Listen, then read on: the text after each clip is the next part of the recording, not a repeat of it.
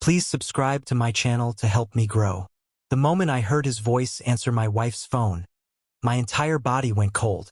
It was low, casual, wrapped in a familiarity that didn't need to introduce itself. For a second, I couldn't breathe. I just stood there, phone pressed to my ear, listening to silence on the other end as the world inside me cracked like thin ice. "Hello?" the man said again. I hung up. My hands were shaking so violently I had to press them against my thighs just to steady myself. For a moment, I tried to convince myself that it was nothing. Maybe it was a cousin, a neighbor, someone fixing something at the house. Anything that didn't tear apart the life I'd spent years building with Lisa. But denial has a strange texture. Soft enough to cling to, sharp enough to cut you anyway. I drove home with my heart punching against my ribs. Each streetlight flickered over my windshield like a warning sign I refused to read. When I finally stepped inside the house, everything looked painfully normal. Her shoes by the door, the faint vanilla scent she always wore, the quiet hum of the fridge. "Lisa," I called. She appeared a moment later in the hallway, hair damp from a shower, wearing the robe I'd bought her last month. She looked calm. Too calm. "You came home early," she said with a smile that didn't quite reach her eyes. I stared at her, searching for guilt, fear, anything. "I called you." She froze. Just for a heartbeat. "Oh, my phone's in the bedroom." I didn't hear it. I swallowed hard, watching every tiny twitch in her face. A man answered. Her lips parted slightly. Shock, or a very convincing performance of it. "What?" Her voice cracked. "Who?" "No one's here, I swear." The fear in her voice almost pulled me back into trust. Almost. We searched the house together, room by room. Nothing. No signs of anyone.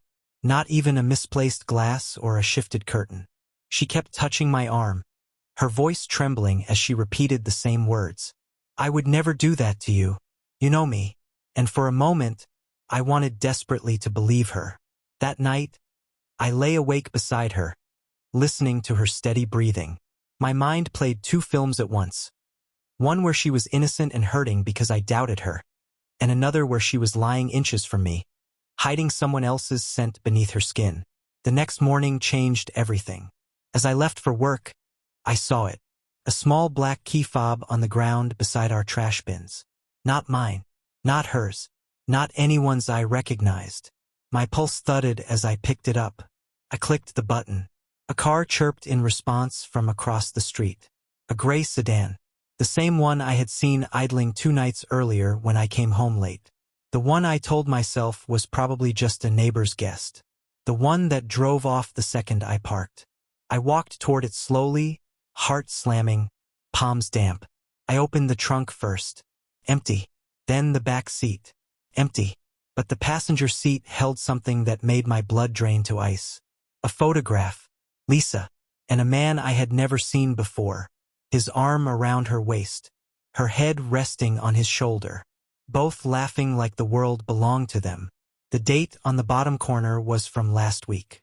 I don't remember getting back inside the house. I don't remember calling her name. I only remember the look on her face when she saw what I was holding. A look of surrender. No denial. No excuses. Just acceptance of the truth she had spent months burying beneath carefully crafted lies.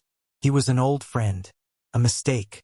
Someone she swore she had cut off until loneliness and unresolved feelings pulled her back in. I listened. Not because I wanted to forgive her, but because I wanted to understand the version of her I had never really known. Walking away hurt. It ripped me open. But staying would have destroyed me completely.